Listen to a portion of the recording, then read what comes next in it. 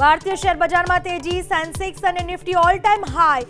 Auto અને banking શેર્સમાં તેજી, Nifty 26,300 જ્યારે સેન્સેક્સ 86,000 ને પાર.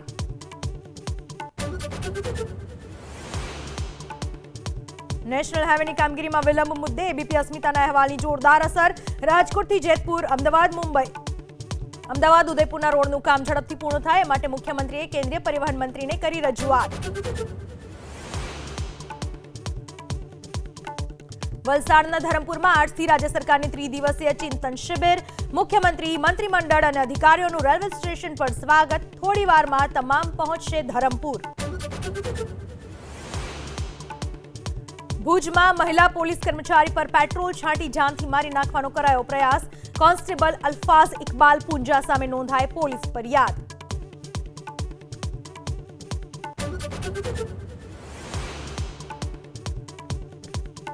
ભાવનગરમાં સગીરની હત્યાનો ઉકેલાયો ભેદ. મૃતક સગીરની માતા સાથે પોતાના પ્રેમ સંબંધની જાણ થતા યુવકે કરી હતી સગીરની હત્યા. હત્યાની ઘટનાના સીસીટીવી આવ્યા સામે.